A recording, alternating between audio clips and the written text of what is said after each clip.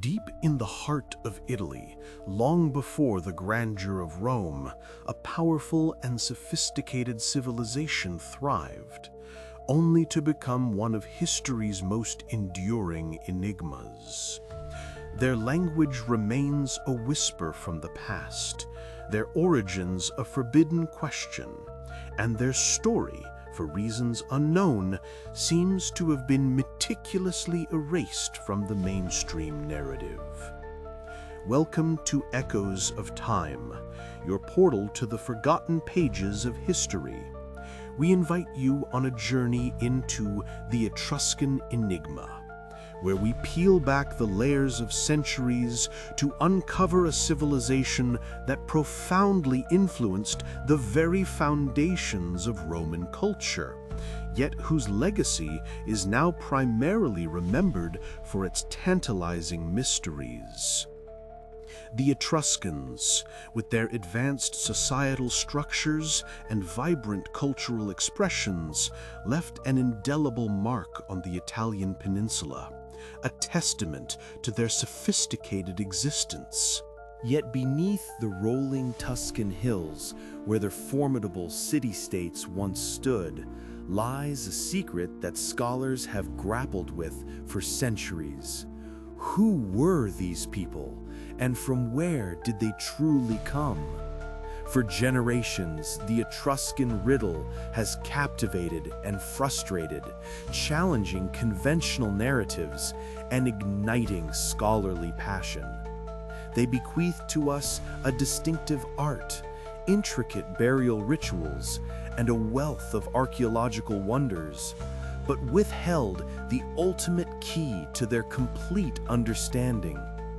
As the Roman Republic rose to prominence, their vibrant culture was gradually absorbed, leaving behind only fragmented texts and a trail of questions that echo through the ages.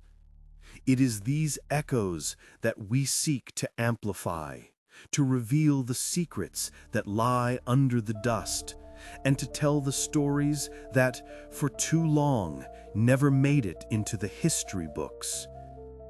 The most profound of these secrets lies within their language.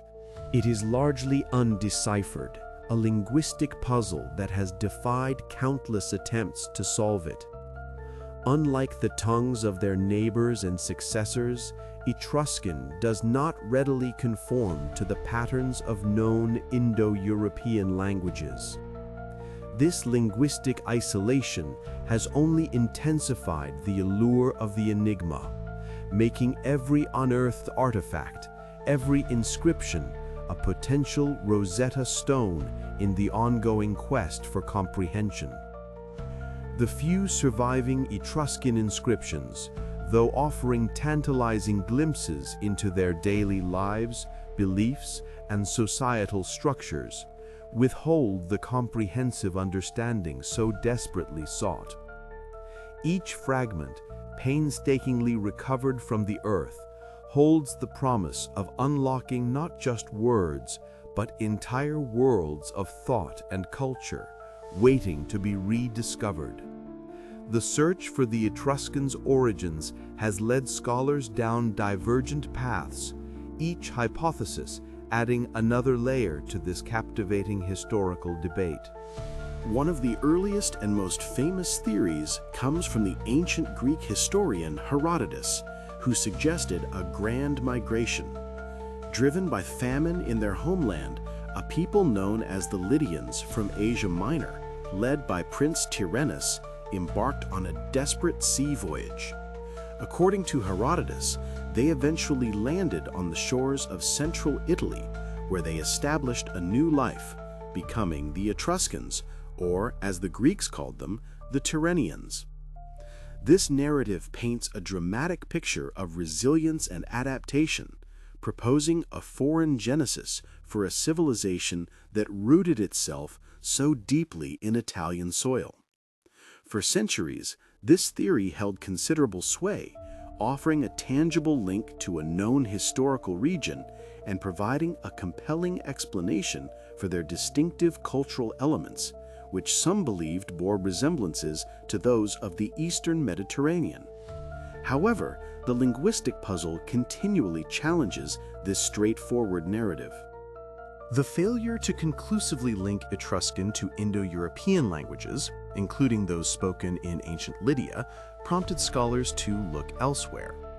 Modern linguistic investigations have explored intriguing connections, pointing to a potential relationship with languages far removed from Asia Minor, yet closer to the Etruscan heartland. One such link is proposed with the Rhaetic language, an ancient tongue spoken in the Alps.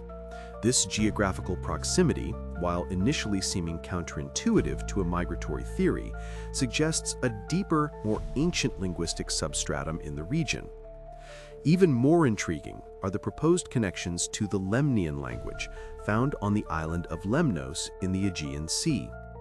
The discovery of the Lemnian stele, bearing an inscription remarkably similar to Etruscan, sparked considerable excitement. This linguistic echo, thousands of miles apart, presents a powerful, albeit enigmatic piece of the puzzle, suggesting either a shared distant ancestor or a forgotten migratory wave that touched both regions. These linguistic clues force us to consider complex ancient interactions and migrations that might have unfolded over vast stretches of time and geography, hinting at a web of connections far more intricate than initially imagined. In stark contrast to the migration theories, a compelling archaeological and cultural hypothesis suggests an entirely different origin, that the Etruscans were an indigenous people. This theory posits that their unique culture did not arrive from distant lands, but evolved in situ, developing directly from the preceding Villanovan culture of central Italy. Proponents of this view argue that the continuity in material culture, burial practices, and artistic styles observed in the archaeological record indicates a natural, gradual evolution of local populations rather than an influx of foreign settlers. They propose that the Etruscans were not conquerors or migrants, but rather the original inhabitants of Tuscany, whose distinct identity emerged through a long process of internal development and adaptation. This perspective challenges the very notion of forbidden origins by suggesting that their distinctiveness stemmed from an inherent ancient Italian heritage rather than a hidden foreign root. It transforms the mystery from one of a lost journey to one of unique cultural genesis within a specific geographical context, highlighting the capacity of local populations to forge complex and innovative societies. Each of these theories, Herodotus's grand migration, the compelling linguistic echoes, and the robust indigenous development argument, adds another layer to the captivating historical debate. They are not merely academic discussions, but profound inquiries into the very nature of identity, migration, and cultural evolution in the ancient world. The ongoing archaeological excavations in Tuscany, uncovering more formidable city-states and intricate burial rituals, continue to yield crucial data. Every fragment of pottery, every tomb painting, every inscription, regardless of its legibility, offers another potential clue, another piece of the grand tapestry that might one day reveal the full picture. The meticulous work of archaeologists, sifting through the dust of centuries, and the tireless efforts of linguists, grappling with fragmented texts, are united by the shared goal of understanding a people whose story was largely silenced. The absorption of Etruscan culture by the rising Roman Republic was a slow, gradual process, a cultural assimilation that ultimately led to the fading of their distinct identity and, crucially, their language. It was not an abrupt conquest, but a more insidious kind of disappearance, where a vibrant civilization's essence was subtly overwritten by the dominant power. This makes their story not just one of lost origins and a lost language, but also one of historical memory, of how narratives are constructed, preserved, or allowed to vanish. The forbidden origins might not be forbidden by an intentional act of erasure, but by the sheer difficulty of piecing together a story from the scattered fragments that remain after centuries of natural decay and cultural amalgamation. As Echoes of Time delves into this profound historical mystery, we are reminded that understanding the past is not merely about reciting facts, but about interpreting the silence, deciphering the whispers, and reconstructing worlds from the faintest of clues. The Etruscan Enigma is a testament to the fact that even the most powerful civilizations can recede into the shadows of history, leaving behind tantalizing questions that continue to challenge our understanding of ancient Italy and the broader Mediterranean world. The truth, if ever fully revealed, could rewrite entire chapters of ancient history, offering new perspectives on the movements of peoples, the development of languages, and the intricate cultural exchanges that shaped the world we inhabit today.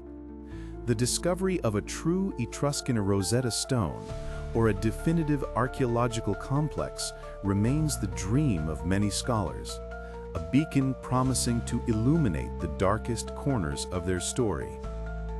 The journey through the ages is never truly complete. It is a continuous quest, a pursuit of knowledge that keeps the past alive and vibrant in our present. As we conclude our exploration of the Etruscan Enigma, we are left not with definitive answers, but with a deepened appreciation for the layers of history that lie beneath our feet, waiting to be uncovered.